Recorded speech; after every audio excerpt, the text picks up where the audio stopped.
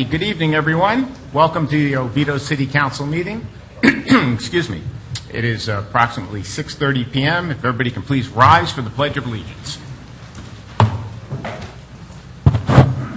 I pledge allegiance to the flag of the United States of America and to the republic for which it stands, one nation, under God, indivisible, with liberty and justice for all.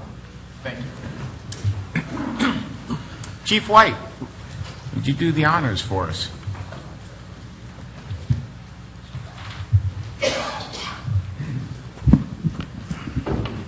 Good evening.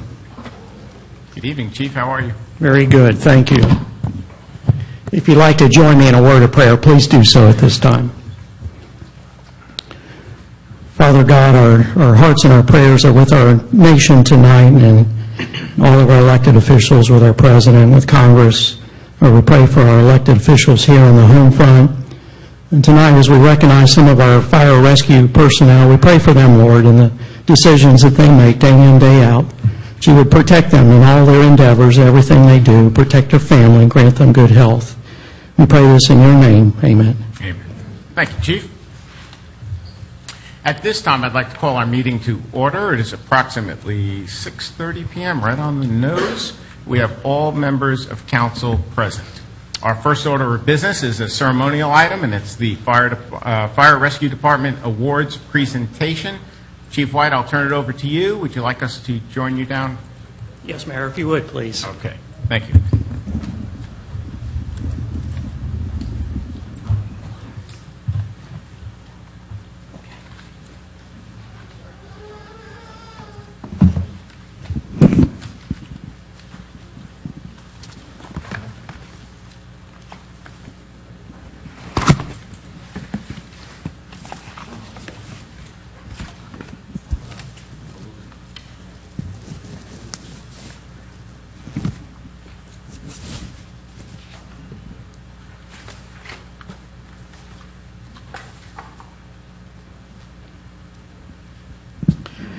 Mayor, we have about 4 special awards to recognize tonight, to award to our firefighters. And the first one I'd like to present to is Stephen Ballard. Stephen, would you come forward, please? Oh, look at this. Look at this. Stephen, how are you, man? Your family with you? No, they're not. No? Okay. Maybe it's bedtime. Oh, all right. Baby's bed. We're honored tonight having an awards nomination that Stephen's peers has chosen him as the EMT of the Year for 2017. So we're honored to present tonight that award to Stephen. Awesome. There you go, my friend. Awesome job. Thank you. Thank you.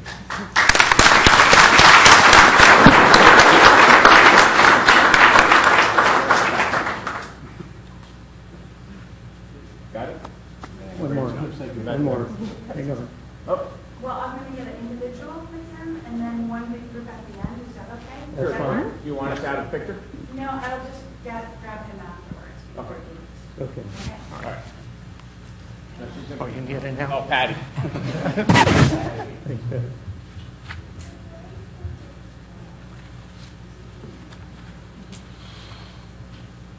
I don't know if this is too far. Thank you. Thank you. Great job.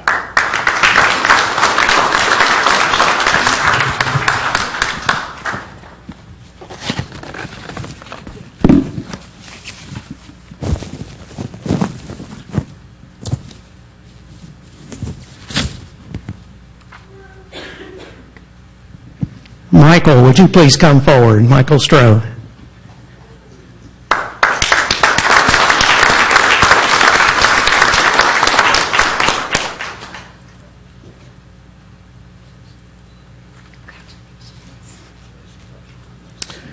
Michael has also been chosen by his peers and nominated by his peers as the Paramedic of the Year for 2017. Mayor, would you do the honors, please? Michael, here you go, man. Congratulations. Thank you.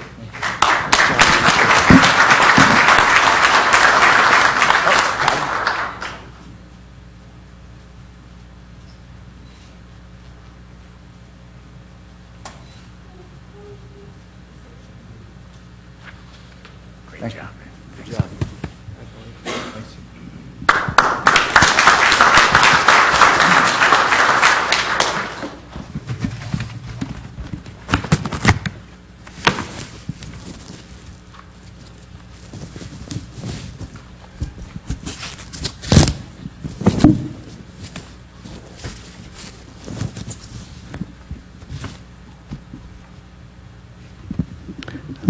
Hardman, would you please come forward?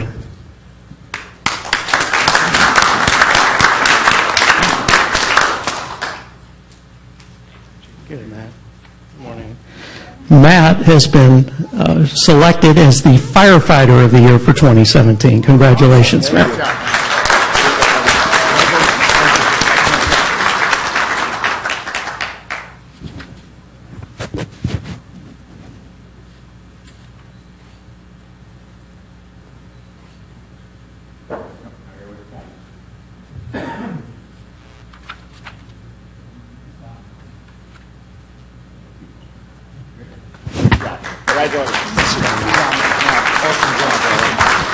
One more.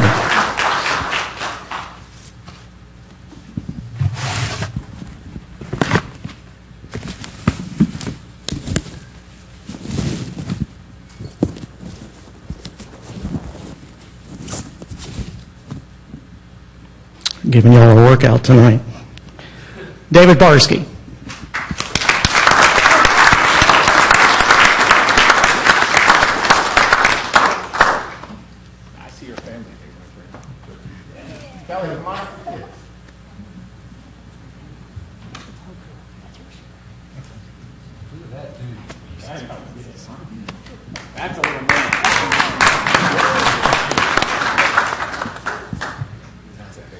We are honored to recognize David tonight as our Officer of the Year for 2017.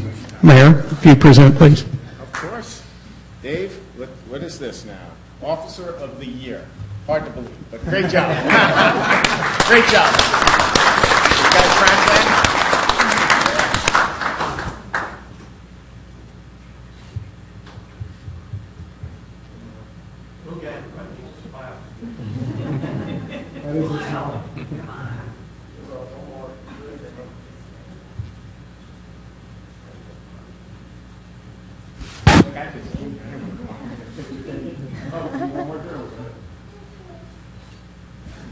Good.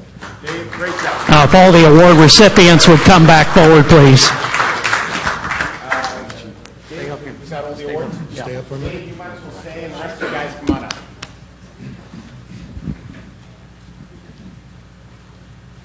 Mary, you want just the fire? Okay, guys.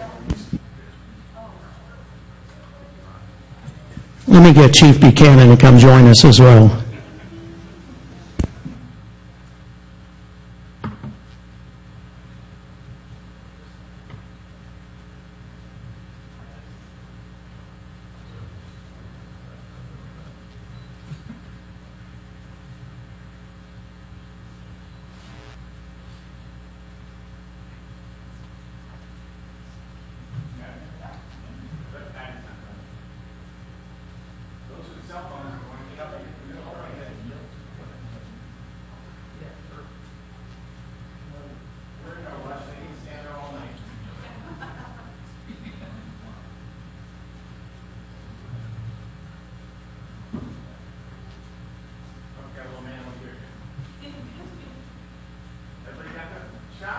Guys, thank you very much.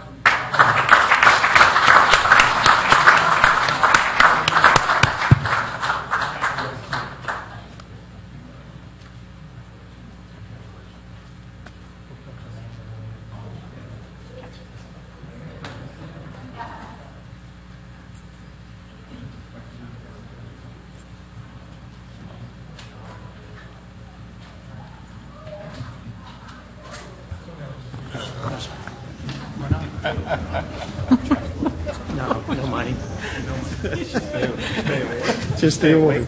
Oh, gosh, don't be silly. Congratulations.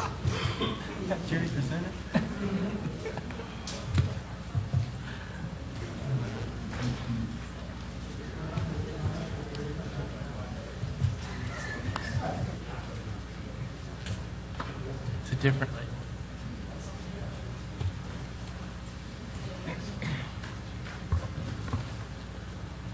All righty.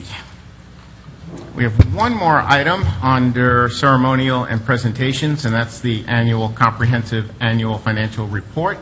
Mr. Cobb, I'll turn it over to you, and I'm going to assume Mr. Booth. Yes, Mayor, thank you. This is a presentation of the annual comprehensive annual financial report. Mr. Boop and Ms. Tammy Campbell from our auditing firm will make a presentation for council. Great. Thank you, Honorable Mayor. Great. How are you tonight? Doing great, sir. Thank you. Thank you, Honorable Mayor and City Council members. What you have before you tonight, if you can go to the next page, please, is a high-level presentation of the financial performance of the city for the last fiscal year 2016 and 17. The very first page that you see before you, I'm not going to spend any time on this, is comprised of the financial statement components, the major sections. The next page represents the government-wide financial statements. Now, the government-wide financial statements is a GASB creation that was created several years ago, and its purpose is to take the entire government and consolidate it down into one financial statement. So what this does is this measures general government activities, and it also measures business-type activities and puts them together. What you see here is that general government activities actually decreased by $10.2 million, and business-type activities increased by $15.9, almost $16 million. What that really reflects is the transition, if you will, of the stormwater fund from a special revenue fund over to a business-type activity or an enterprise fund. General government activities are comprised of the general fund, special revenue funds, capital projects funds, and a host of others.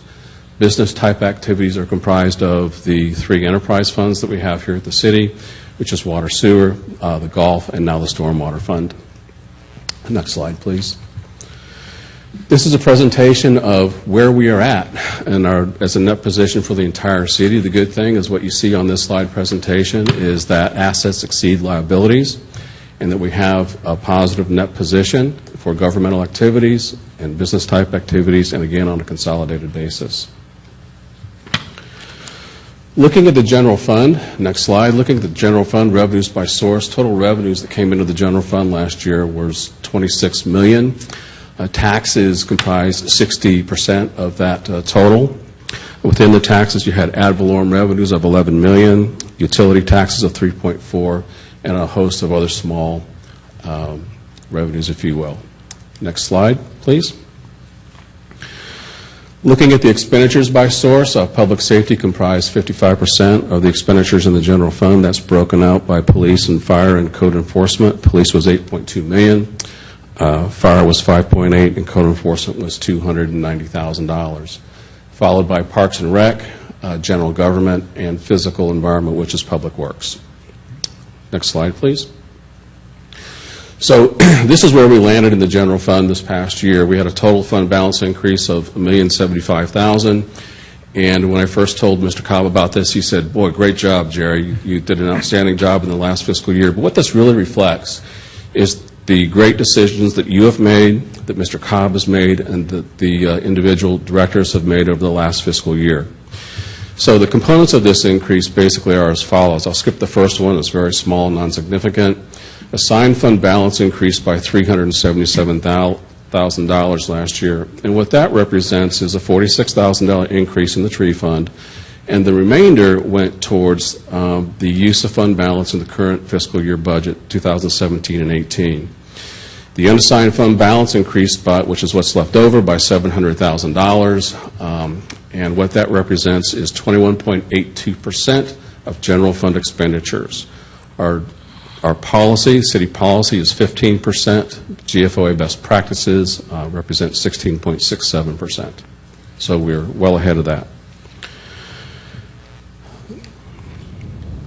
Next slide, please.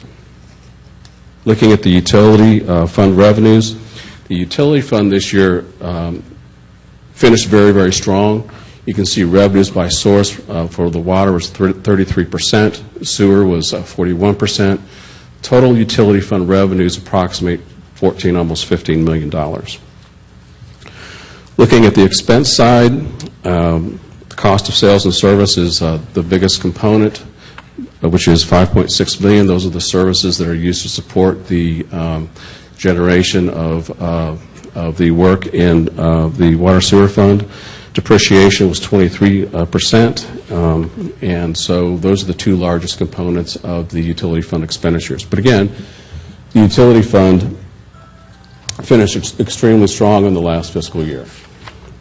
Looking at the numbers, if you focus on the next slide, please, looking at the numbers, if you focus on the central column reflect revenues of $14 million, operating expenses of $10.9, operating income of $3.7, non-operating expenses of $1.6, and income before contributions of transfers of a little over $2 million. Impact fees came in at $239,000, developer contributions at $2.3 million, net transfers out totaled $3.3 million. And what you'll notice is this is up a little bit from the previous fiscal year. That's due to the $500,000 contribution that was made to the Stormwater Fund for the purchase of the golf course, and another $600,000 contribution to the golf course fund for the repairs to the irrigation. Next slide, please. Looking at the Stormwater Fund financial statements, what you'll see is a lot of activity on this page. Fiscal year 2015-16 is not really comparable to fiscal year 2016-17 because what you see here is a transition from it being a general government fund to it now being an enterprise fund. But in the current fiscal year, they had $2.1 million in operating revenues. If you'll recall, we increased the revenue increase that impacted the stormwater in the past fiscal year took place in February, so we have that February impact for this fiscal year. It will be much greater in the current fiscal year, of course. Operating expenses of $1.9 million, and because they're now an enterprise fund, in the operating expenses there's approximately $800,000 in depreciation expense embedded in operating revenues. Operating income of $113,000. Net operating revenue expense, what that is, minus $144,000. That's the interest expense associated with a note that we took out to purchase the golf course. We had capital or developer contributions this past year of $770,000. Other contributions, basically the $12.4 million is to bring all the assets from the general government side over into the enterprise fund. It's the accounting treatment, that's the way that they have to do it, to bring it in, and net transfers we'll cover in just a minute, but you see a change in net position of $14 million, and that's basically to create the Stormwater Fund as an enterprise fund in the current fiscal year. A lot of work, a lot of transition. Next page, please. Basically, this is how the net transfers break out. We had a transfer in of $500,000 from the utility fund for the purchase of the golf course. We had a transfer in of $141,000 for the equipment that the Stormwater Fund owned that was embedded within the general government, and we had to record a beginning fund balance of $1.3 million. Transfers out, we had to pay for the assets that we purchased in the Stormwater Fund. And the medical insurance, the lease finance fund, the technology improvement fund, those are all normal operating transfers. Then last year we transferred in or out $275,000 to assist with the golf course operations. Going to the next slide, what you'll see is a financial summary of the golf course operations for 2016 and 17. Operating revenues came in at $343,000. Operating expenses came in at $907,000, but as what's footnoted at the bottom of the page, in that $907,000 is $328,000 in irrigation repairs. Some of the repairs were done in last fiscal year. The remainder of them was done in this fiscal year. So we had an operating income loss of $564,000, no surprise. Capital contributions of $8,100. It was for the beginning inventory associated with the pro shop. We had net transfers in of $875,000, $600,000 from the enterprise fund for the irrigation repairs, and again $275,000 from the stormwater fund. Next page, please. Every year we get asked about debt, and so this year what we did in our presentation to you, we provided you a summary of our debt, both for the governmental activities and the business type activities. For governmental activities, we started out the year at 25.9 million. We made payments of 2.8. We ended up at 23.1 million in outstanding debt at the end of the year. Now, city policy requires that our debt not exceed 10% of the general fund operating revenues, and we finished the year at 8.5%. Next slide, please. This is the debt summary for the business type activities or the utilities, the enterprise funds. What you see is we started the year at 52.7 million. We purchased the golf course. That was an additional 5 million. We paid debt service of principal of 1.7 million, and we have an ending balance of 55.9 million. Altogether, you sum those two together, it's the total debt for the combined operations of the general government, or I should say revenue bonded debt or revenue note debt, is $79 million. So overall, we had a solid performance for fiscal year 2016-17. The financial condition of the city is extremely stable. Looking at our utility bonds, our senior lien debt service actually improved this year. It went from 2.24 times our net revenues to 2.73. Our bond documents require that we have at least 1.1 times coverage, and if you include the impact fees, we are to have 1.25 times our coverage. So you can see we are in a very good position. Kudos to Bobby for what he's done in the utility funds and his folks. And you can see that our underlying ratings by Standard & Poor's are very solid. For the GO bonds, it's AA minus. For the utility bonds, it's AA, outlook stable. So very good position for the city, outstanding financial performance, all things considered for the last fiscal year. And with that, I'll be glad to take any questions you might possibly have. Thank you, Mr. Boop. Anybody have any questions? Keith, start on the left. Not really, but just why don't you just bring us up to date? We had a discussion a while back that said in the next, and I'm going to say 4 or 5 years, our debt retirement is going to go down significantly. Can you explain that to us? Yes. The debt will go down in the general fund activities component of our financial statements. It will drop significantly. It's going to tail off a little bit over the next couple of years, but it really drops significantly in 2022. And I can't remember which debt drops off, but it drops off significantly in 2022. Thanks. That's all I got. Councilmember? His question was my question. Thank you, Jerry. Bob? Great job. Thank you. Councilmember? You answered a lot of my questions earlier, so thank you for that. Okay. Great job as always, Jerry. All right. We appreciate it. Thank you, sir. Anything else you want to add? Yes. Tammy Campbell, a partner with McDermott Davis, will come up and do her portion of the presentation. Great. Thank you.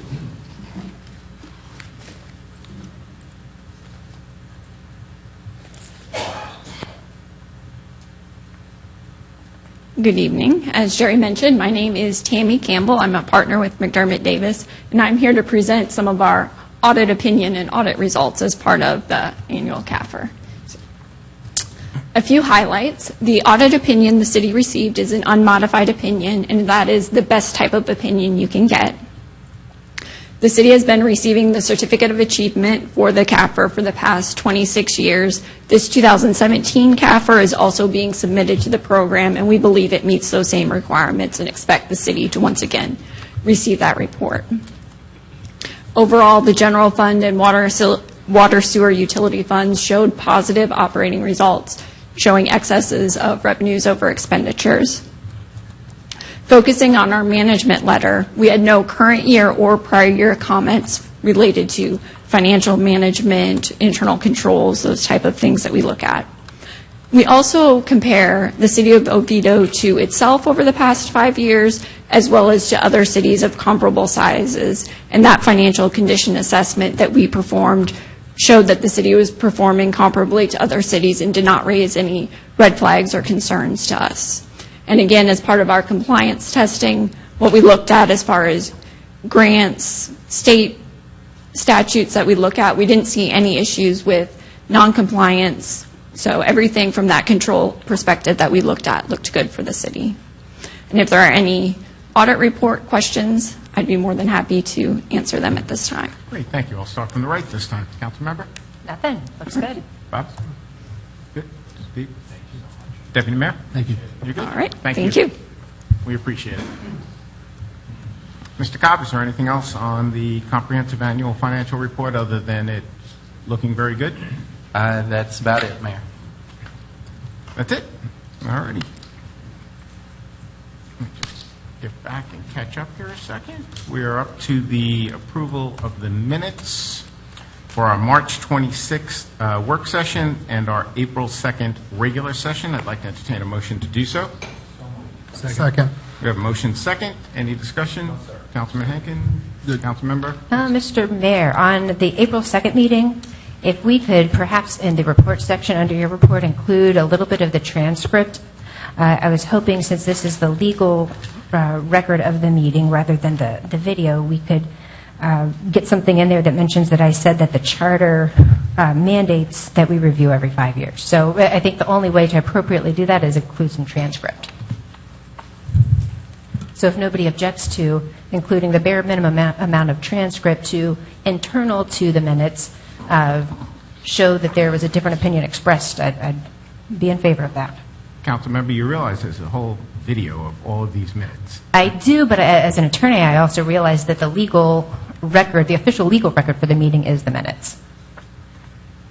Anybody have any objections? Hearing none, so moved. Thank you. Anything else?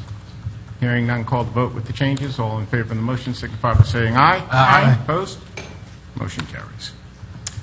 Public comment portion of the meeting. I will open it up to the floor. I have 3 written requests this evening. Start with Mr. Barry Kamek.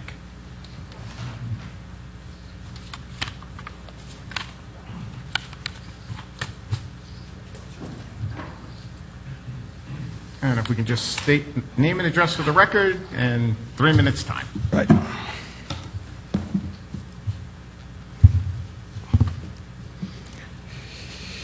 Good evening, council members. Hope you all had a wonderful day. My name is Barry Kamak, and I reside at 835 Palmetto Street. After the conversation on charter verbiage last council meeting, I decided to read the charter in its entirety this weekend. I found the charter does use the word shall in directing that it must be reviewed every 5 years. Per dictionary.com's definition of the word shall is, in laws, directives, etc., must is or are obliged to. The sentence was, the meetings of the council shall be public.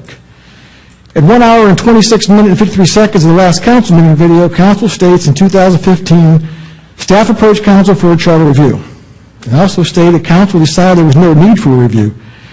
In my opinion, since no review was done, the charter requirements were not met. After reviewing the proposed verbiage from the city manager for term limits, I'm not able to support this measure.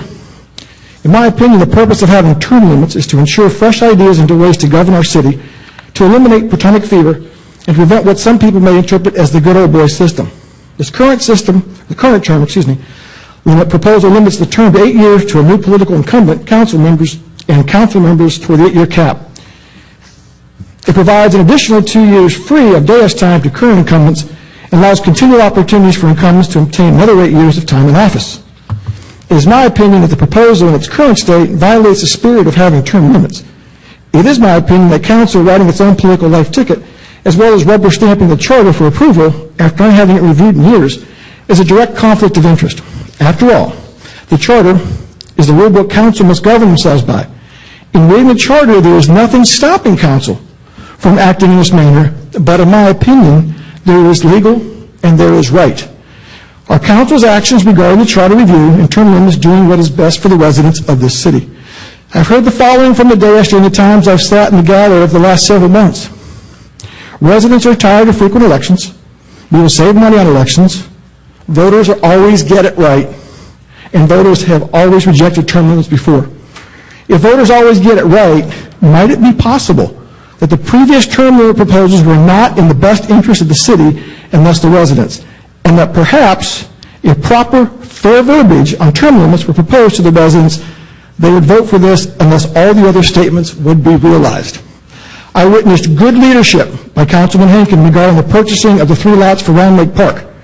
Upon hearing that the council might act on inside information regarding the lots being back up for sale, he was adamant the council would not act on inside information, and council would act above board and would pursue these lots once back on the MLS, and everyone had a fair chance at purchasing them. He stated, "This is how council will act, and people are watching." It is my hope this is the same type of ethical leadership that will present itself again on the issue of term limits and the charter review. Thank you very much for your time, and have a wonderful evening. Thank you. Next written request I have is from Tom Walters, former mayor. Yeah, good evening. My name is Tom Walters, 760 Long Lake Drive, Oviedo, Florida. And for those that you don't remember, I am a previous mayor. That's my picture, the gray-haired guy up there.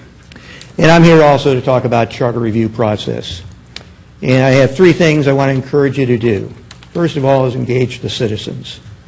We learned a long time ago that engaging citizens is the best way to go.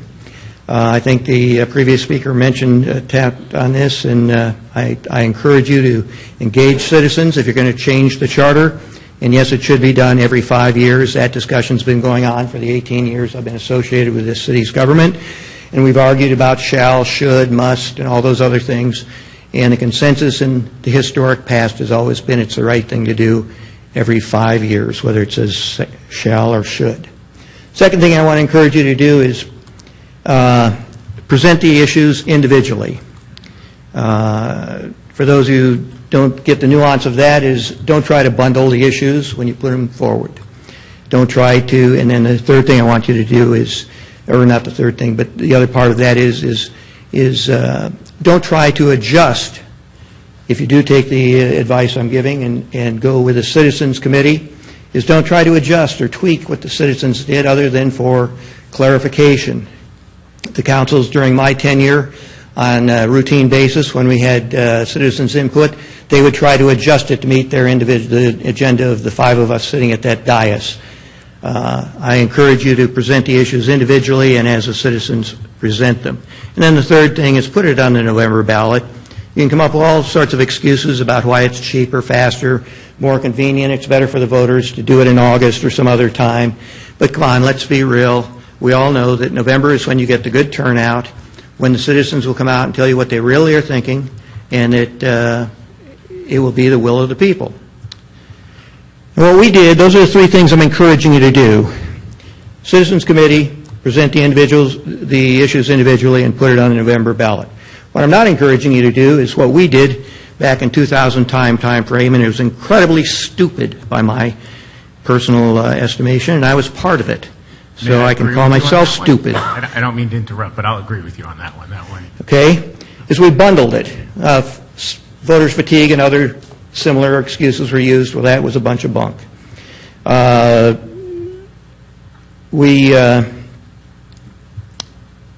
The other incumbent, there were 2 of us that were up for election that year. The other incumbent lost. I think Councilman Henkin will remember that.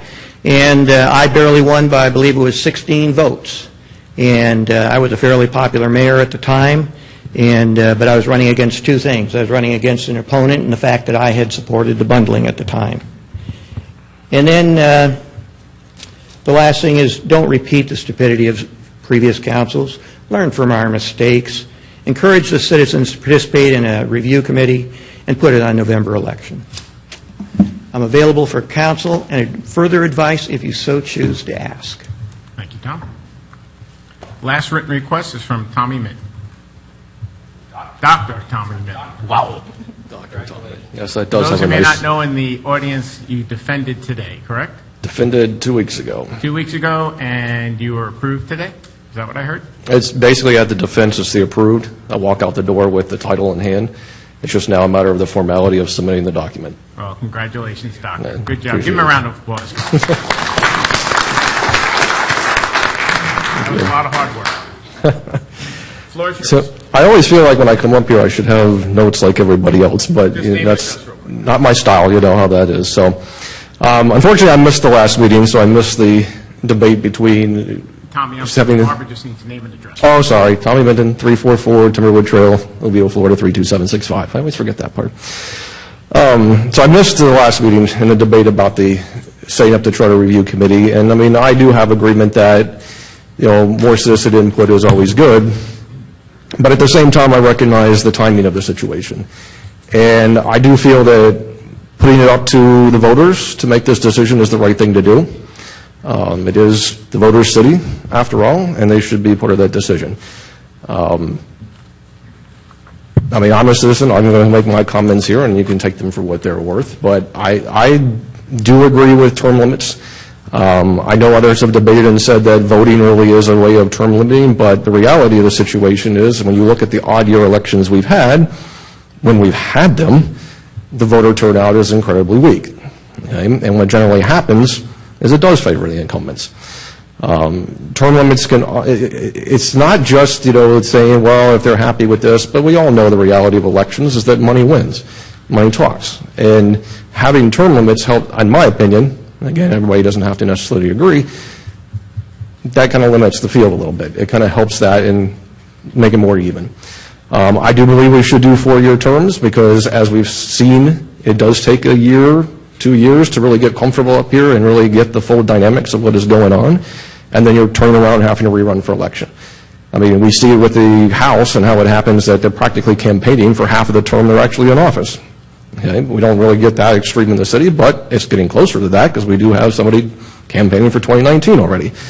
So change it to a 4-year cycle and even years so that it matches up with the governor and presidential races. I'm for that. But I'm 1 vote. You're 5 votes. The city has 24,000 more votes. So I say put it up to ballot. Now, to Mr. Walter's point, the August primary, that has me a little iffy as well because the primaries don't come out. I'm an MPA. The only reason I come out for August is going to be the school board elections. I really don't have anything else to vote on during the primary. But come November, I've got a lot more options. And other people like me, who may not be necessarily interested in the school board election, may ignore the primary altogether. So, but again, I understand the timing of the issue and trying to match up the current year election for 3 seats and this referendum. I get that, but I have to, agree with Mr. Walter's point, that might be something to consider here.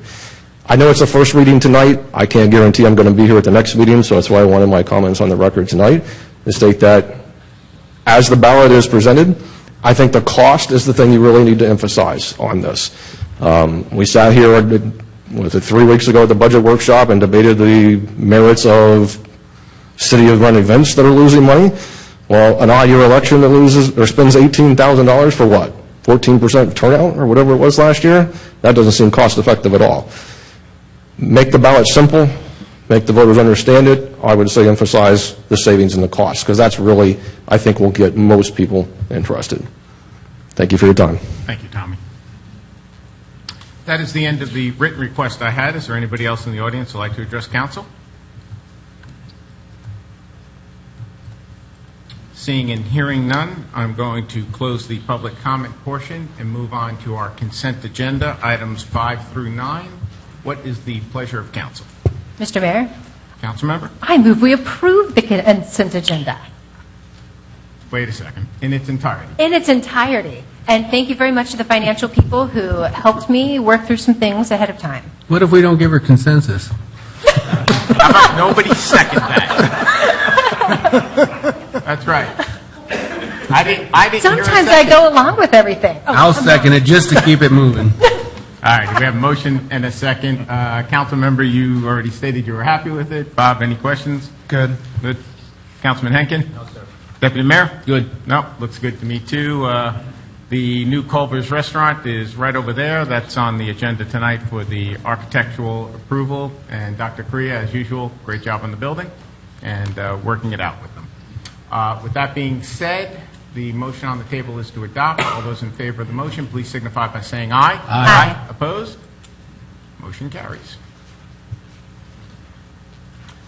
Give me a second to catch up here. We're up to item number 10, I believe, which is ordinance number 1670, amendments to the Fire Prevention and Protection Code of Ordinances. Mr. Groot, can you read that by title only for us, please? Yes, Mr. Mayor. An ordinance of the City of Oviedo, Florida, substantially revising and amending Chapter 26 of the Code of Ordinances of the City of Oviedo regarding the adoption of the Florida Fire Prevention Code and related codes and manuals relating to fire safety and life safety, providing for legislative findings and intent, providing for the regulation of fire alarms, providing for the regulation of gated communities, providing for the emergency prohibition of burning or use of fireworks and related matters, providing for penalties and remedies, providing for a savings provision, providing for conflict, providing for severability, codification, as well as the correction of scrivener's errors, and providing for an effective date. And that's the ordinance by title, Mr. Mayor.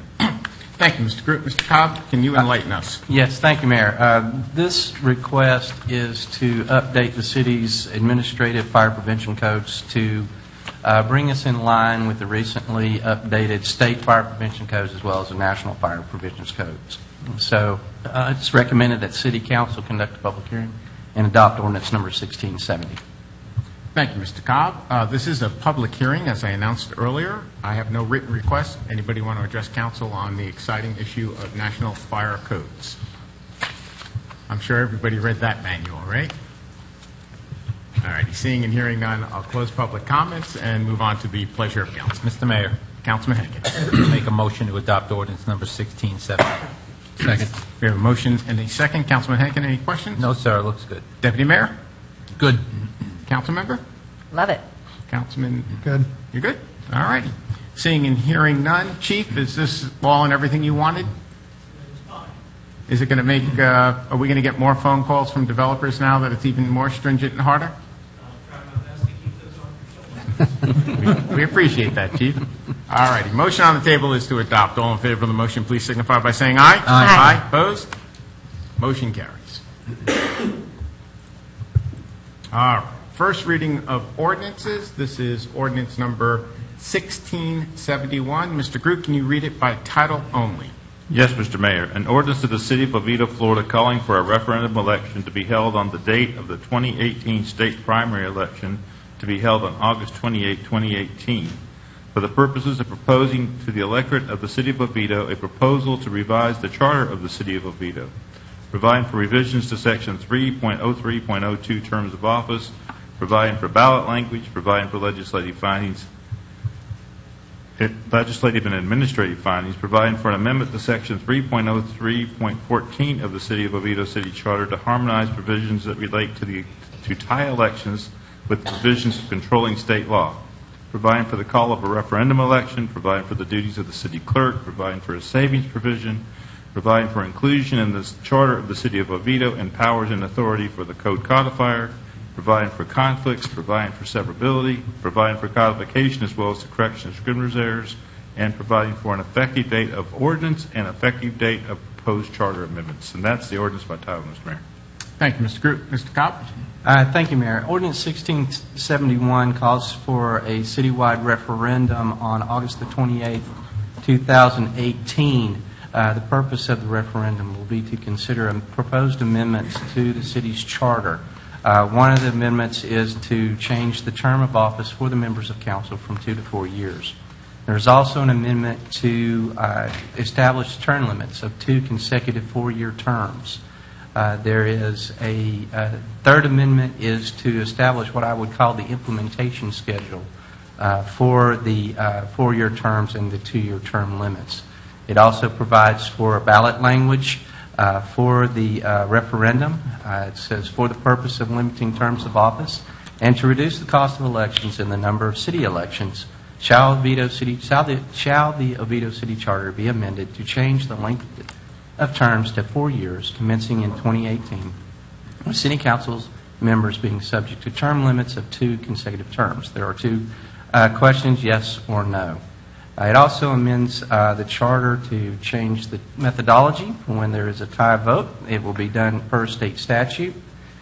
And one of the things I wanted to tell you about, the reason I read the ballot language was because the ballot language is a little bit different from what was presented to you on March 26th. The reason for that is that we have to do a translation of the ballot language into Spanish. And the Spanish translation also has to be 75 words or less.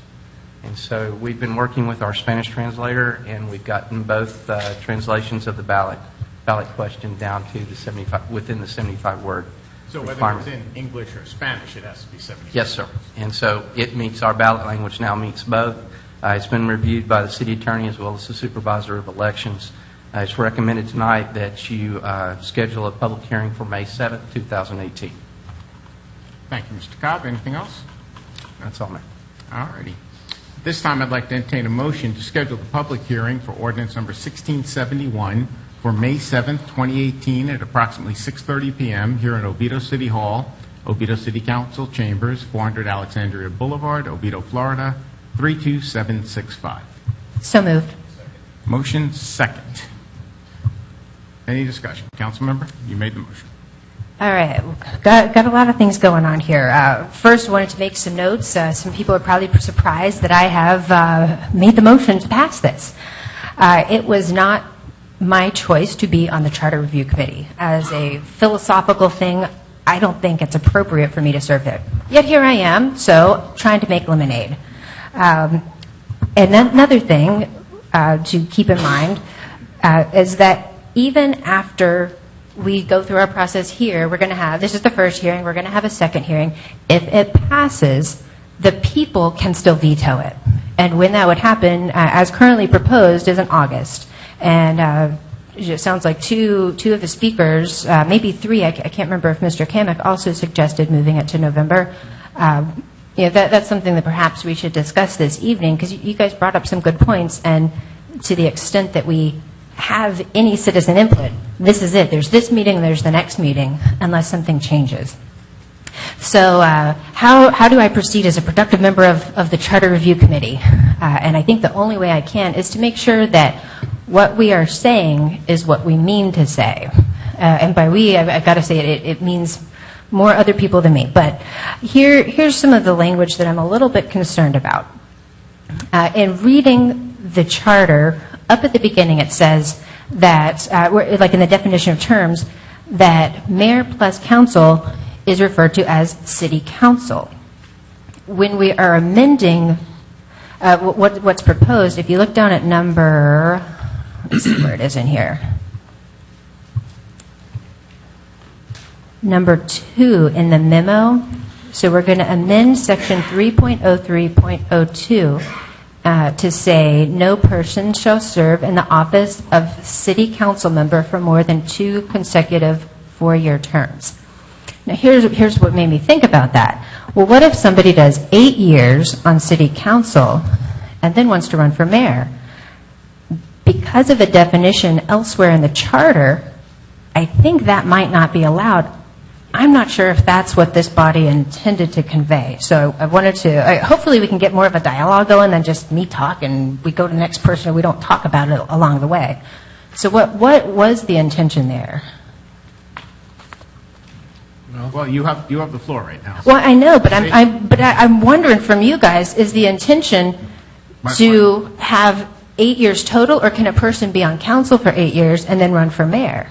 Okay, just if you state everything, then we'll get the question answered. Okay. See what everybody else wants to do. Okay, so let me, I'll keep track of that. So is it, and then it goes to another question. If a person is sitting in seat 1 and says, well, I want to go, because if the rule applies that you can do council, then you can go to mayor, the rule would also go, well, you could do seat 1.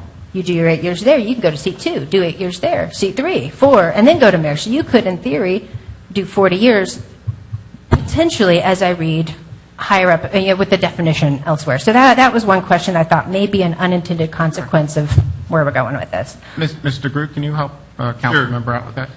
Sure. The charter currently says in section 3.01, there shall be a city council consisting of 5 members, of whom 1 shall be the mayor and 4 shall be at-large council members, etc. So when the amendment says no person shall serve on the city council for more than 2 consecutive terms, that means everybody, mayor, city council members, everybody. And that would mean that if you served, and it may not make sense, that if you served 8 years as a council member, you couldn't go to mayor, but that's the way it reads. Unless you sat out a term. Unless you sat out a day. A what? A day. A day. Not a term, a day. Oh. Okay. Any gap will defeat the consecutiveness of and that's true in the Florida Constitution. That's true in almost every city charter I've ever read. Okay. Now, in terms of switching from from seat to seat to seat. It says, "No person shall serve more than 2 terms on the city council, 2 consecutive terms." And the terms that will now be defined if this passes as a 4-year term, which would mean 8-year maximum for anybody in any position, any seat, any office on the city council. Thank you, Mr. Groot. Now, is that what you guys intended, or how are we going to handle that? Because that's not really how I would have envisioned it as being the intent from this end. Well, what would you envision? Do you never come back? Well, no, I thought, I don't know, I kind of think of them as a little bit different role, but kind of the same. So, yeah, I don't know. So whatever, be ruminating on that. What did you actually intend there? Well, What do the you think? the only one who's sitting here who has served in both roles, you know, I can honestly say that the only difference with being the mayor over the council member, it's the exact same vote. It's the exact same power, let's call it. There's a perception in the community that, you know, the mayor's seat is something else, and Tom Walters would agree with this, I'm sure, because he used to tell us in the past. It's entirely different. Regional basis, the mayor is well known. If a person has political aspirations, stepping from council to mayor would then be a stepping stone to a further elected office within the county or region. Okay. I'll give you one mulligan from the audience. That's the mulligan. You opened the door. I did. That was my mulligan. Then. Look, can I jump in there just Go right ahead. There is one unique feature, and it really is unique in Oviedo, and that is the mayor in most jurisdictions is the presiding officer. Right. In Oviedo, the mayor may be the presiding officer and may not, depending upon the vote of the council. And that's, aside from being tasked with certain statutory duties, you know, presiding officer is basically what a mayor does. Well, I just, I respectfully find it to be, other than the fact of the regional boards, you are correct, the Metro Plan being the big one that we get to sit on, and some other duties that we have to do. My reference was when you sit up here in the dais. As soon as you're here in the dais. Internal this chamber, you're all the same. We're internal. As soon as you walk out, you're different. We are absolutely all the same. So, Mr. Mayor, sure. Go ahead. I mean, we can hit these questions, but for me, I see it as you serve 2 4-year terms and you're done, just like the president. This jockeying to get in here in one day and all this other stuff. And I have to tell you, I'm going to say some stuff tonight that's going to totally throw you a curve, but I'm answering your question. You're asking us how we perceive the 4-year terms. For me, it's 2 4 years and you're done. That's it. That's the way I perceived it when you brought it up in December. So, Well, and the mayor's seat and the council seat, you know, for ceremonial purposes, I would agree they're different. Up here, the vote is the same. So, you know, running from council to mayor, back and forth here and there. But I do agree with Tom. You know, mayor is a more prestigious title that lifts you to other places. But for me, when you brought it up, I figured, you know, 2 4-year terms and you're done. Well, you could sit out, as Mr. Groot said, you sit out 2 years. You can run for another seat if you want to. Right. I love this talking back and forth. I don't know if there's a way for us to do like this all the time, but I feel like it's way more productive for us to have like this dialogue interaction thing. So thank you for this. And then this kind of segues to the next You're thing. welcome. On this issue, you're right. It will be, but on Well, we're really meeting as a charter review committee, which is more of an interactive more thing. of Robert's Rules of Order, we really have to Yeah. stay a little bit more focused on everybody getting a voice. Well, Mr. Henke brought up a good point, and that was the term limit thing. And this never even crossed my mind until somebody who kind of likes all the ideas said, well, you know, there's 3 people up there who, if this passed, they're not eligible to run again. And I thought, you know, it never even crossed my mind that the term limits would be perceived from anyone on this end as being retroactive. So you want to toss that out there. Maybe I totally just was being, you know, not paying attention. Was that the intent? Because legally speaking, and I guess this is a question for Mr. Groot, this would only be here going forward, correct? Yes, every change in the dynamics of office, terms, whatever, are prospective. And that was the way the Florida Constitution was, when it was amended, it was prospective. Okay. So if that was not the intent, and that's kind of how I perceived it, somebody speak up, because that's kind of how I thought it would be, and I wanted to get on the record that this is not going backwards in time necessarily, unless something changes from up here today. Then there's a couple other issues that I've mentioned before that I think if we're going to do a charter review, it merits thinking about them. One of them is when qualifying happens, and the other is the number of signatures required to qualify. And the reason for that kind of goes to some of the reasons why maybe moving to different terms makes sense. If we're going to have a change of command every 8 years, it seems like it would be good for the organization to know who's in the running prior to the budget cycle. So unless the people from finance say that our budget cycle is not going to happen mainly, starting now and mainly in June, July, and really get meaty towards the end, my inclination is to see if you guys might consider moving the time of qualifying from 2 weeks before the primary in August to sometime in May, like any time before those meetings in June happen, so we know who should we be looking to pay attention and ask hard questions to, because we're going to have more churning if this were to pass. So doing this at the same time may make sense. But to our former Mayor Walters' point, not bundling probably gives it a little bit cleaner look. So that's my 2 cents on not bundling. That would have to be 2 separate questions. Yeah, that's very, very different. So there's the time of qualifying, and then there's the number of signatures. So one of those is in 3.03.00 subsection D, and the other one is 3.03.10. And for the number of signatures, it's 25 right now. You do a loop around your street, and you've got it. That does not take a lot of effort. So somebody can show up and be on the ballot with $118 and 25 signatures.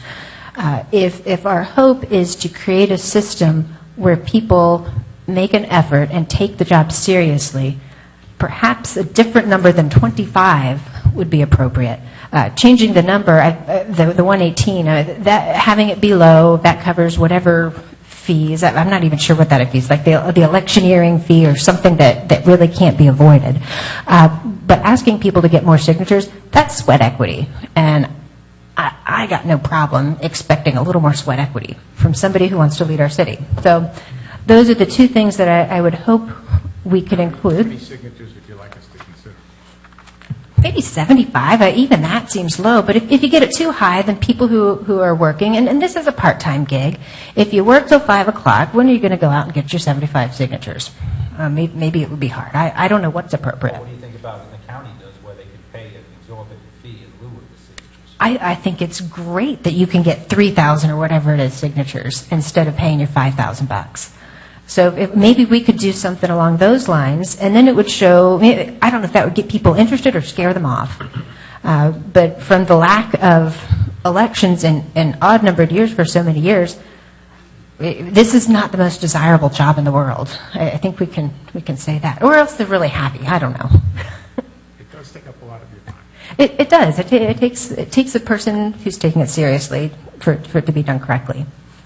The third thing that I would hope you guys would consider, and I don't know that I'm hesitant to mention all 3 of these or any of them because I don't know that it's appropriate for us to do any of them. But clearly we didn't do the charter review in 2015.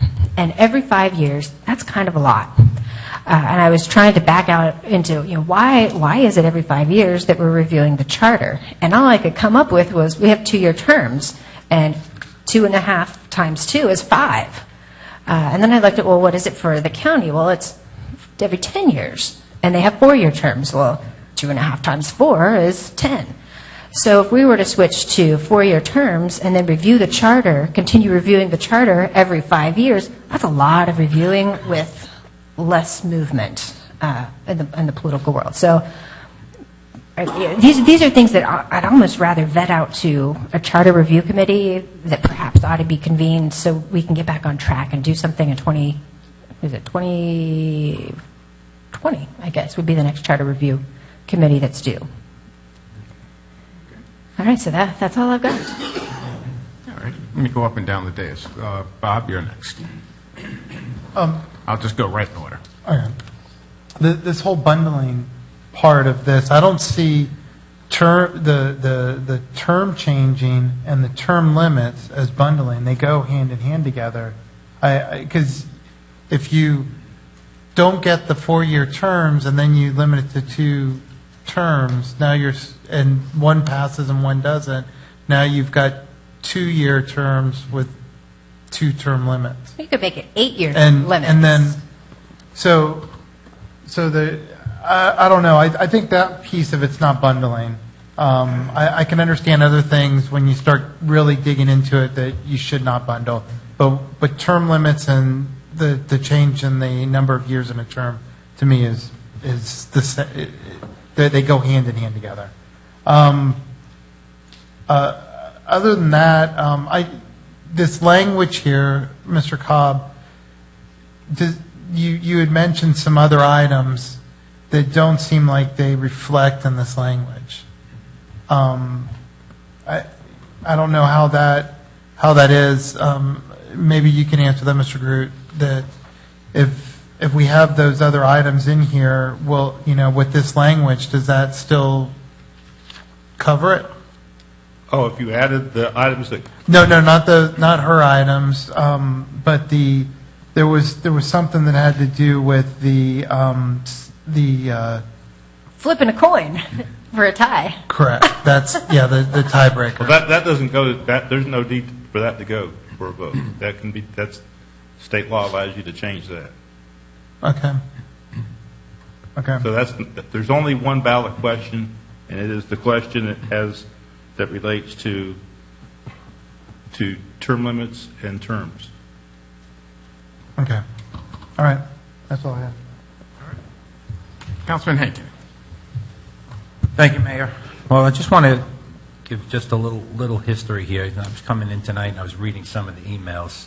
And Megan, I'm not going to pick on you, but I'm just going to talk about the history of this. A lot of people think that the 4 of us, let's say, the 4 guys up here, came up with this. Let's extend the terms.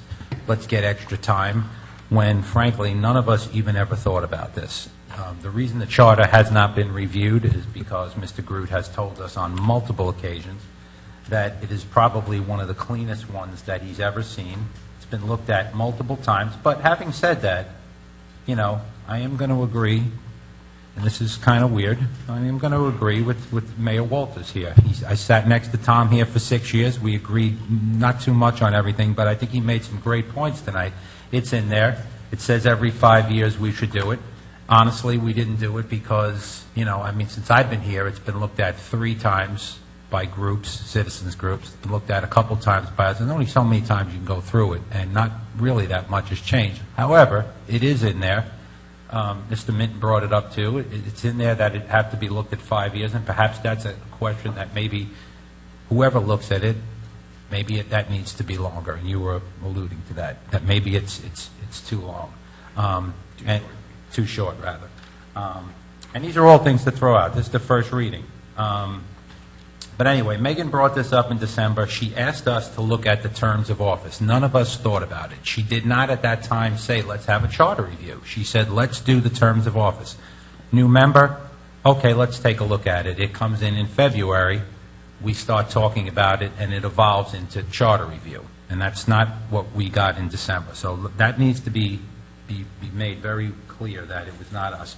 I don't think the mayor and I really care that if this passed that we would get an extra year. He's been here for 15 years. I've been here for 13 years. Whether you get another year or not, it doesn't matter. And frankly, if I'm just worried about me, I'll stay on my off-year election term because to me they're easier. So I'll just say that. They do heavily favor incumbents. Whatever. Mr. Kamek brought up the greatest point. Thank you, Barry, for saying that. I always say that the voters get it right and the people get it right. It doesn't matter what election it is. They will look, and most people don't just go check stuff off. So if you got elected a few times, Tom got elected multiple times, he does, because people like what's going on. So I think the people will always get it right. not repeating history. Mayor Walters brought that up, and I agree with that, too. I mean, sometimes you look at, it may not be bundling, you're trying to put it in there, but when it was bundled, that was another council member brought that up, it was a complete disaster. The following year, it was unbundled, and everything passed except the terms of office, you know? So we got to keep that in mind, the bundling. The reason you have the August primary, that this was recommended to us, again, not any of us talking about that. Mike Hertel told us there are 41 amendments on the November ballot. 41. And he said you might be better off putting it in August. We heard that. We said, fine. November, August, doesn't matter to me. But that came from the supervisor of elections. And the point I'm trying to drive with all of this is that none of this came from us. It came from one council member, the supervisor of elections, direction from staff.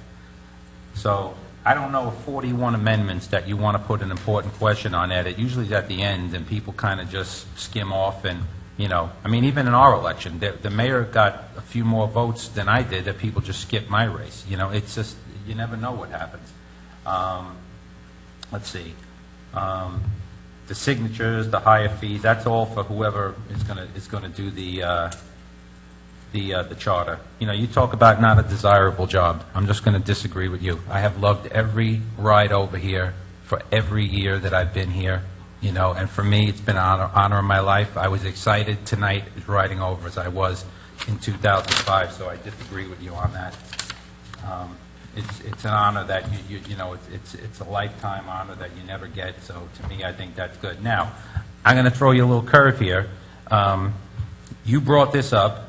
And my question to you is, do you want to not look at these terms? You brought up that one question, and you said, we need to do this. So my question for you tonight is, do you still want to do that, or do you want to back it off? And I got a follow-up for this, but I'm just asking you, now that you've thought about it, your race has changed a little bit, because you were going to run this year, but now you're going to run next year. So I'm just saying, with everything you know now, would you rather pull this back and not do the 4-year terms and just leave everything the way it is? I think the ideal solution is to take that element out of it, and the only way to take the political element out of it, sort of, or maybe it's not, maybe it puts it back in, is to allow the 2 terms that we're going to have the automatic extension to go up for election for a 2-year term in 2019 and a 3-year term in 2020. Wait, does that line up with the other guys, though? That goofs it up Doesn't again. work to... Well, the other way to do it, and the original version of this that it came out before the work session had it was off. It was you guys were on the gubernatorial, and the other 3 were presidential. The only way to do it is it becomes a 5-year, 2-election cycle. The cleanest and easiest way, as Mr. Gruder said numerous times, 5 years. is to get the 3 seats on the 2018 cycle and get the 2 seats on the 2020. It's clean, it's simple, It's easy. the job done. It gets the job done. Now, I will say this to you, and I think that what's irritating to some people is when they look at this, as the mayor just said, this, to get it clean and to get it right, his seat and mine would automatically get another year. Frankly, me personally, I'm not comfortable with that. I got elected for a 2-year term, but if this is what you all want to do, and that's the way it is, that's fine. Now, here's the curve, and you can all decide whatever you want. I think we have 3 seats coming up for election. It's almost the end of April. You have a couple months till qualifying. If, you know, sometimes you vote for stuff that you may not agree with. I think our charter, having looked at it for so many years, you and I were on it in 2004, the first one. I've seen it. I know it backwards and forwards. I can recite it in my sleep. I think it, as Mr. Gruder said, it is very clean. But if you all want to, in the sense of we have a budget to deal with, we have 3 seats coming up, if you all want to, you can put this off till the next council gets in here. There'll be 3 new members, and you can appoint a charter review committee and let them look at it. I also have another idea. I think we have listen, this is all discussion. This is all discussion. That's pretty presumptuous. This is all. What do you say about that, Bob? This is all discussion. I mean, if you want to put it on and have a group look at it, fine. You could also appoint the LPA to do it. The LPA is a board of 7 citizens that are smart. They're already there. They could look at it. So, you know what? I don't really care. You brought it up in December. We try to help you out, and it's morphed into this crazy thing. Everything that the mayor said tonight, Mayor Walters, I agree, and that's probably, Tom, the first time in 6 years, and I have enormous respect for Tom, but tonight he hit on all points. So sometimes you got to do what the masses want. I may not agree with it, but that's what good leaders do. So if you guys want to appoint a group next year, after the next council is seated, I have no issue with that. None at all. If you want to do it with the one question, I can see that point because it is very clean. But sometimes the citizens want to have their say, and I'm fine with it. But this, you got to all remember, this started out of one question from Councilwoman Sladak, not anything else. So whatever you all want to do is fine, but I don't have a problem. But we cannot do charter review now with qualifying in 4 months and all this other stuff going on. But I would not be opposed to doing it after the next council is seated, then they're here, and then you can go do what you got to do.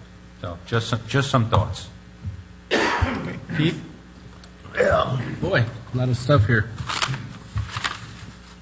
Kind of reminds me when I went to a NASCAR race with my son, we got into the driver's meeting, and Jeff Gordon got up there and asked, what if there's a tie? And the guy said, well, it's within 0.005 of a second, the winner's declared. I said, what if it's less than that? What if it's... He took something very simple and made it very complicated. And that's what we're doing here. To me, it is a compromise. It's, you know, we've had these 2-year terms, and we wanted to extend it. That doesn't seem very palatable, but when you add in the term limits, that's the compromise. That's the choice you get. You know, we can have guys up here as long as we want for 2-year terms, and I don't have any issue with it either. I never have had an issue with 2-year terms. But that's what the question is going to be, and Megan's right. It's, you know, the citizens will decide one way or the other when it gets on the ballot. So now I want to digress a little bit because, Brian, I don't know if you can help me out with this, but, you know, there's an official charter review, I guess we need to do every 5 years, but I seem to recall that the question came up that we have a requirement to review the charter, and I'm trying to remember if we said, yeah, maybe staff looked at it, or we had a discussion, and there were no significant items that needed to be changed, so we punted at the time. Is that your recollection? My recollection was that we were in a council setting, and staff did bring the issue to the city council, and to quote Mr. Hinkin, that it was a clean charter, and there were no issues that were really outstanding at the time, and no one on council felt that it was necessary to do any type of amendment. So that, you know, so the direction was that they felt that the charter had... So the fact in my mind is we did review it. There was nothing to review, nothing to change. So maybe the spirit of the law was meant, but maybe not the letter. Well, can I jump in there? I disagree with that. The charter does provide for a review, but there's no sanction, there's no duty, there's no obligation. And ultimately, if you have a charter review committee that proposes 1 or 100 amendments, ultimately, nothing goes on the ballot unless the city council enacts an ordinance putting it on the ballot. So if the council determined that such a process would be futile, you know, there's nothing wrong with the council saying, we think this would be a waste of time to appoint citizens, to have them meet, to have staff do all this, and go through this when we're not interested in enacting any charter amendments. Well, that's my point. So that was the point. We didn't ignore it, but it was brought to our attention. We did address it, and there was nothing to address, so we moved on. So whether that counts as a charter review and it checks the box, I don't know. Does that check the box with what we did in 2015? Enough. I mean, there's no sanction. There's no obligation. There's no duty to appoint a charter review committee. And like I said, if there's certainly no duty to do something that's futile. No. Well, you know, I think. Thank you, Lonnie. I just wanted to clear that up because it kind of bugs me if we ignore something that we should have been doing in the charter, or whether we we did address it, and we maybe didn't address it in a proper manner. And Mr. Mayor, if I may, Councilmember Hankins said it several times. I mean, unlike a lot of jurisdictions where there's a lot of issues in their charter and, you know, things that have been at issue for years and years, y'all really do have a clean charter. Probably this issue is probably the only issue that is fairly common in local governments, which is the length of terms and term limits. Beyond that, your charter is as clean as a whistle. Okay. Well, going to Tommy, maybe if we left it on the primary ballot like was recommended, that will encourage people to come out and vote. Maybe it'll have a positive effect on the voter turnout. So, you know, we've gone down this road. Let's just go down it and see what happens. I really don't have an opinion or a preference one way or the other. And we'll go to Councilman Hankins' route and let the voters decide. They always get it right, right? Get it right. All right. Let's move on. The only thing I would ask you is, I mean, you know, the November thing, it was said out here tonight that, you know, November is the best time, everybody's coming out, but you wonder, and we've all seen those ballots, we're going to have 41 amendments on that ballot. Are we doing ourselves a service or a disservice by putting it out there? Mike says that it's better to put it in August. You know, I mean, he lives and breathes it. I mean, August seems to be where people that do come out, but you have less turnout. You know, you can't win. If it's that important, I think it should be on the August so that people don't get fatigued reading about all the other stuff. They'll be able to focus on it. By the same token, though, we used to have the elections at the primary, like for all these seats, and the idea was, well, we better move it to November because nobody votes in August. So if they did back then. So that let me chime go. in. Let me go. Okay. I have that written down. Okay. Cool. Yeah, I'll address that because there was a little bit more to that than that. But I'm sorry. You're good. You're done? Go ahead, yeah. All right. It was the very first thing I had written up here. We changed the election to November. Yes, and that point is absolutely right. When we changed the election to November, we also had the 4-year terms. So the assumption was that, you know, the terms would pass, the November would pass, and everybody would be on general cycles. So then, you're right, we would have the voter turnout. What it created when they didn't pass, because that time they did not have any term limits attached to them, was we have, and you've said this before, we have, and Bob and, Councilman Schenk when he was here, now you have a terrible inequity.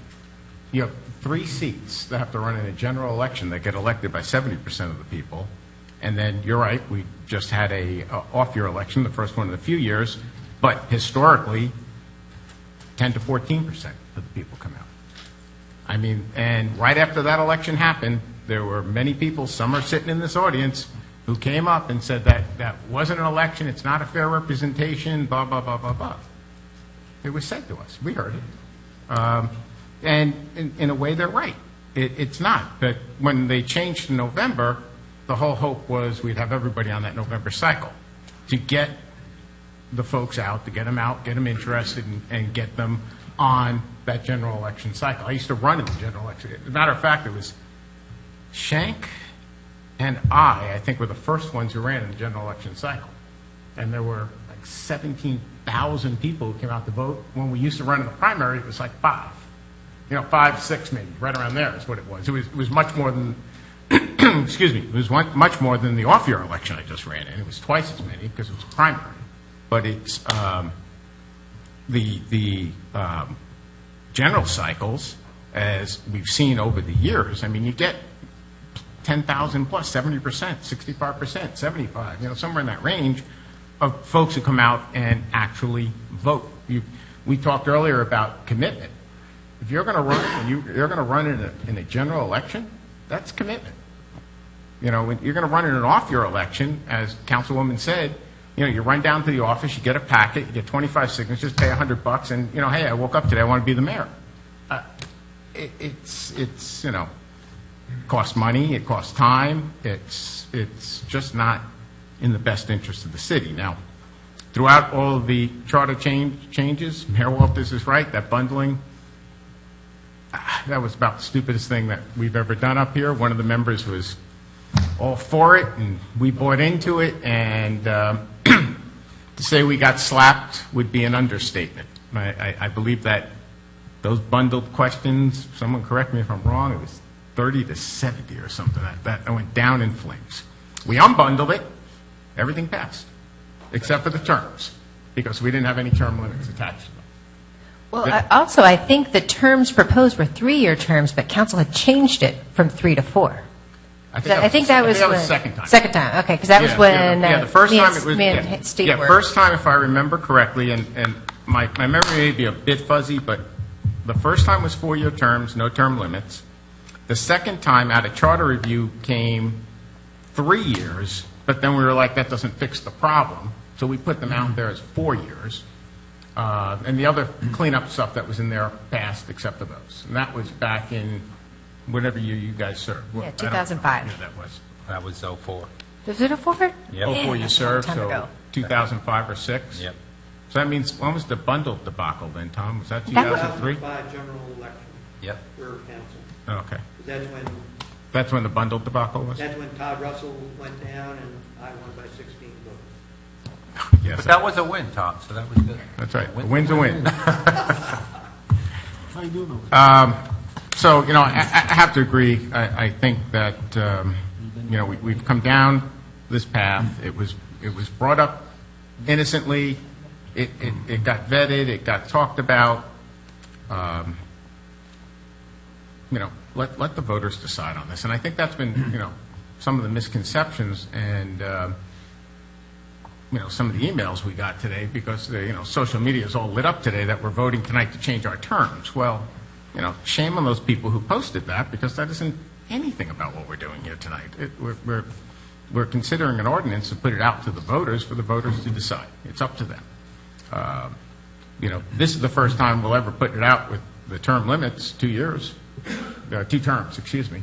So, that would address an issue I think that you brought up almost immediately when you came on council about, length of stay and, what a fresh person should have. And, I joke with you all the time, and we joke back and forth. This is a very involved job. I do thoroughly enjoy it. I think up until this point, I've been doing a fairly good job. The voters tend to agree. But, at some point in time, the torch has to pass.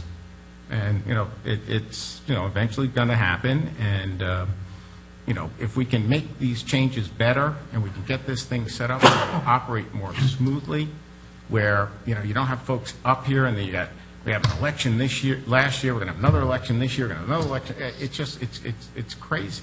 I think you heard it.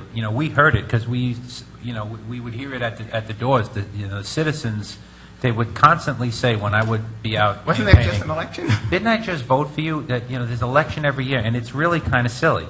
But I will tell you, anybody who has read the City of Oviedo Charter, it's not that we don't want to look at it. And I just threw that out to see if there was any bite. I mean, it's not that we don't want to have citizens do it. It's fine.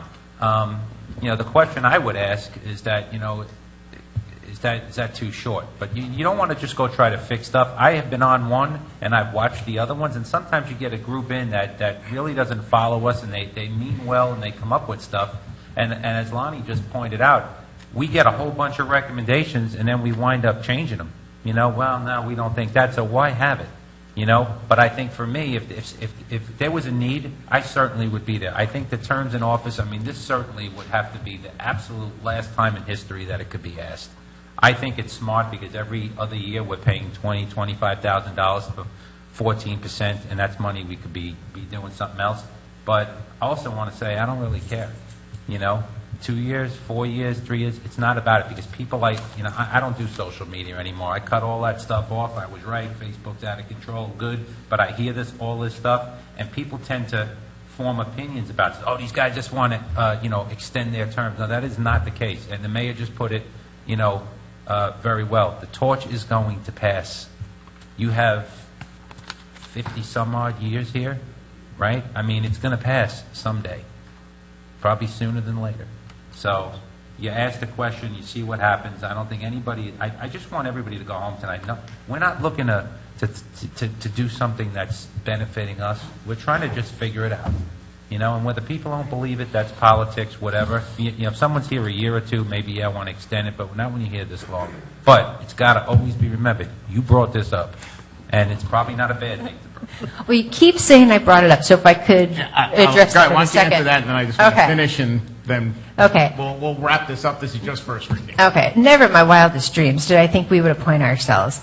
It makes me feel kind of weird for us to be coming up with some of this stuff. And just by way of comparison, I went and looked at Seminole County's charter. Some of you may know that the Charter Review Committee for the county met. Lots of heated debates. They talked about all kinds of stuff. And you know what they decided to put on the ballot? Absolutely nothing. So they went through all this stuff. But the way Seminole County's charter is written, I thought it was very interesting. When charter, first off, there's a way for the commission to do it on their own. It has to be a single item. And I think, looking at the term limits and the terms of office, those both fall under 3.03, what is it? They're under the same little paragraph. So I think even if we applied the county standards here, that probably is related enough. But their main mechanism, theirs says that they have to, it says shall, but same thing. There's no punitive measures if they don't. So every 10 years they review, and the charter committee, once those people are appointed, you have to appoint one person from inside your district, one person from without, and there's all these rules to try to keep it a diversified group. Once they begin to meet, the county commission doesn't touch it. So if the charter review committee comes back and they propose everybody gets a purple flamingo coming out of the poll booth, well, if they say they want that on the ballot, it goes on the ballot, and there's nothing that the politicians can do to change it. And I like the intellectual integrity of that system.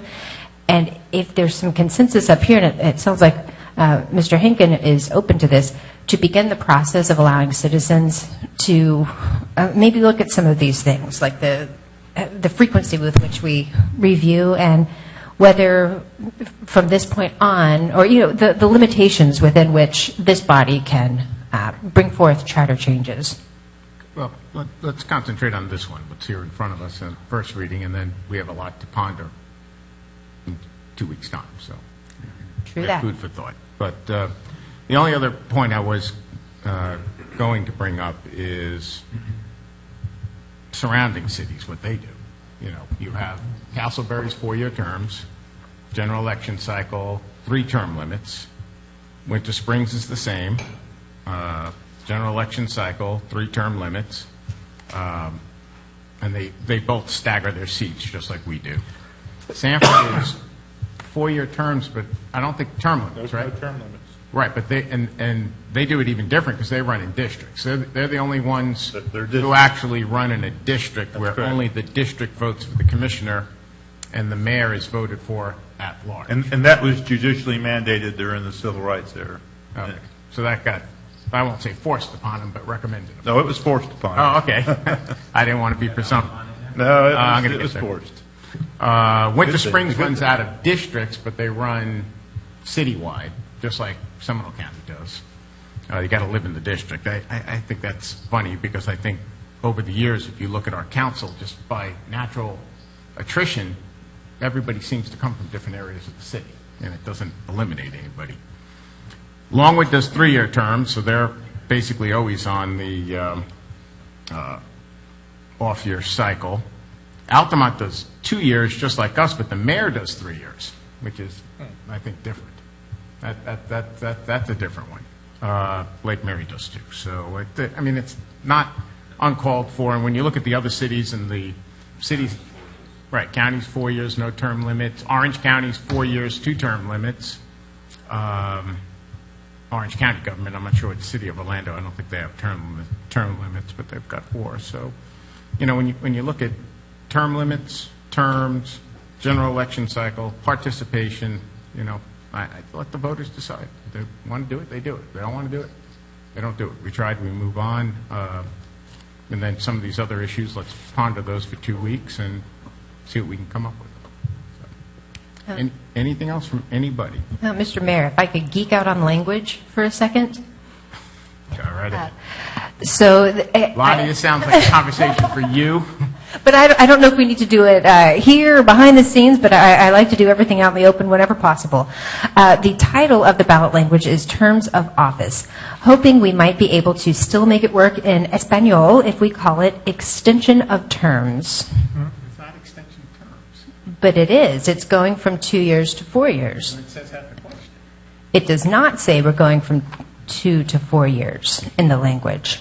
Doesn't it say we're going to 4 years? It says we're going to 4 years, but it doesn't say where you're going from. It just says where you're going to. It could be 8 years, it could be 6. So I think it's important that we're clear and that people know what they're voting on.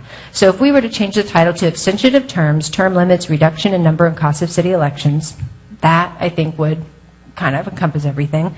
Another thought is that we take that first phrase. The first phrase of the ballot language is for the purpose of limiting terms of office and to reduce the cost of elections and the number of city elections. Just take that out for now. It will move it to the end, perhaps, because Mr. Minton brought up a good point that people want to know, why are we proposing these things? On principle, I don't think we should be the Charter Review Committee, but on principle also, I hate waste. And to spend, I've heard the number 18,000 out there. It was like, it's a little higher, or a little lower. It's like 15,700 or something like that, plus staff time. The original estimate we were told. Okay, but then we saved a little because Kiwanis helped out. Thank you, Kiwanis, or whoever else helped out with working the polls. But if we were to just start out go get right to the point. Shall the City of Oviedo Charter be amended to, and change the word change, the length of terms to 4 years? Just say extend the length of terms to 4 years, so it's more descriptive at least, so people know you're not just changing them, we're extending them. Commencing in 2018, and then the rest of that seems pretty self-explanatory. But I think mentioning that we're extending them is significant because a lot of people don't realize we have 2-year terms. I think more people realize it. Maybe, but it's more. It's better language, better word choice. So if all of those things are met, it would seem that I would hope our legal counsel would be supportive of clarity. Okay, so I just got to say that right to the point. I think for the first time in history of all the terms the times they've asked for terms and everything, I think Mr. Groot's language is spot on. It's perfect. It talks about cost. It talks about the time in office, the term limit. I think it's perfect. It's vague. It doesn't explain what the terms currently are. I'm one vote, and philosophically, I can't say yes to anything. But I hope you guys will consider clarity of language so that there's not any legal challenge later. Yeah, I'm not going to legally challenge it. I'm up here, and I'm on the Charter Review Committee. Hang on one second. Mr. Groot, is the language is written Well, legal? you're limited to a 15-word caption and a 75-word question, which that puts a lot of difficulty on someone like me who's extremely verbose. So I think the language is very clear, and I don't mean to argue with Councilmember Sladig, but I think using the word extend is inaccurate because it's not accurate for all terms. So I think you create an issue by using a word like that. I'm quite comfortable with this language. It's your language, but I'm comfortable with it from a legal perspective. So I don't know what more I can tell you. Let's go with it. Everybody good? Is there room to extend, to include what it is going from and to? I looked at some of the old ballot language, and we did say going from 2 to 4. But I think then we get into some challenges, because when you switch from English to Spanish, the word count goes way up. It's difficult to be concise in English and Spanish at the same time and keep it 75 words. And this does it. And by the way, let me praise the city clerk for working so well with the translator and the supervisor elections. But this language does it. You know, if you want to change it, we can do it. But I don't know what to tell you. There's consensus that it's comfortable on you. So, anything else, Councilwoman? That's it. All right. Anything from anybody else? All right. I made the motion, so the question on the table is schedule the public hearing for ordinance number 1671 on, what was that, May 7th, guys? Yeah. May 7, 2018, here at Oviedo City Hall, City Council Chambers. All in favor of the motion, please signify by saying aye. Aye. Opposed? Got to say nay. Of course. Motion carries. Wouldn't expect anything more. All righty, resolutions, we have none, and I don't mean that in a bad way. Resolutions, we have none. You just made your own. I know. You I've won. got to be You just made your own philosophically mark. consistent. Oh, my God. That is a good point. Mr. Cobb? I have no report, Mayor. All righty, that's our favorite kind of report. Mr. Groot? Ditto. All righty. Basketball playoffs must be on. Councilmember Pollak? No You keep it report. rolling? Councilmember Henkin? I'm good.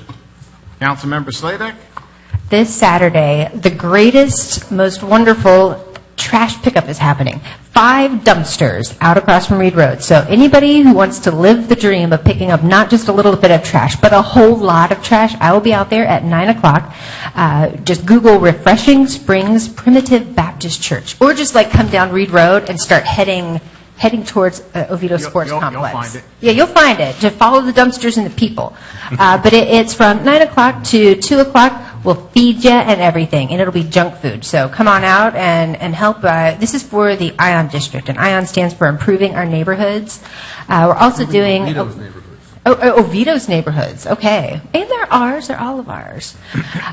We're also partnering with the Seminole County Health Department to try to do a survey of some of the people in that area. So if you are an extrovert and you're just dying to meet a whole lot of new people, please come find me or send me an email if you're watching at home.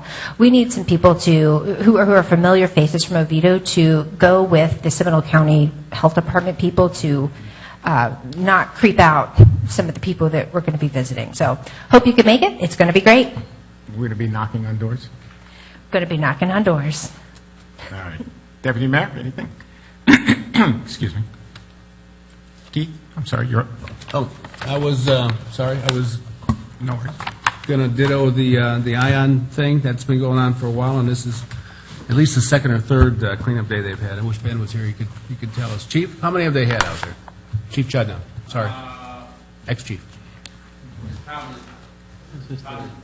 Fourth? Yeah. I think he gets to keep the title. Does he? Okay. Yeah, I think it's former. Well, there's 3 of them over there. I didn't want them all to answer at once. No, it's kind of like former mayor. I mean, it's... No, you always keep the title, the honorable. That's the forever, right, Tom? So you always be All the right. chief. You'll always Yeah. be the chief. The other thing I wanted to have is Patrick did a great job with compiling the senior citizen survey. I just sent it to all of you tonight to look at, and I think we're at a phase right now. We're going to start working on some sort of white paper or final report. What's that? How many responses? 80 something? Yeah. That's good. Yeah, good representation. It's kind of a wide target area. They want all over, but there's some good things in there we can pull out. And what I think we'll start doing is we'll come up with a straw man outline, and we'll start putting words in there and collaborate with the folks that come to the meetings, and we'll hopefully have you some sort of report, not a long one, 5-page report in a month or so. And then we as a council can do whatever we decide. So that's it. Anything else? That's it. All righty.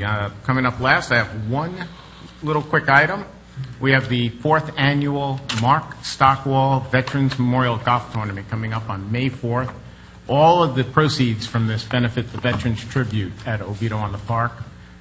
For those who knew Mark, the man, he wasn't a veteran, but he just loved that Veterans Tribute and everything that was done over there, and started this tournament, and his friends have continued it along in his memory, which is kind of awesome. So it's May 4th, 7 a.m. registration. Shotguns start at 8:30. It'll be over here at the City Golf Course at Twin Rivers.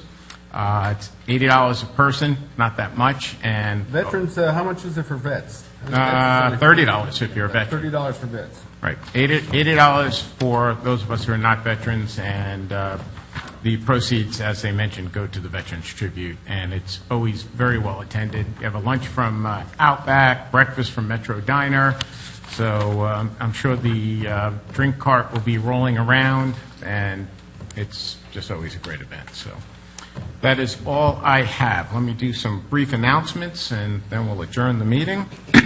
We've got future meeting dates. April 30th at 6 p.m., we're having a budget workshop, so that'll be our second one of the year. May 7th, we have two meetings. We have an executive session at 5:30 and a regular session at 6:30. Mr. Cobb, I'm assuming that executive session is union negotiations? Yes, sir. Okay. Monday, May 21st, 5:30 p.m., we have a CRA meeting. Then we have our regular meeting at 6:30. Then June 4th, June 18th, those are just regular meetings at 6:30 p.m. There will not be the first meeting in July, I'm assuming, Mr. Cobb? Or is there? Sometimes we have it, sometimes we don't. It just depends when it lands. Right now, you could have it, because July 4th, I believe, is after the meeting. Okay. It would follow it, so I figured I would leave it up to you all for your consensus if you wanted to have that first meeting. Well, let's see how much we get done coming up, and then we'll go from there. We'll take a look at that. All righty, so that is all the announcements. Is there, Mr. Cobb, anything else for the good of the order? Staff? sir. Mr. Groot? Council? Nope, hearing none? Good. We're adjourned.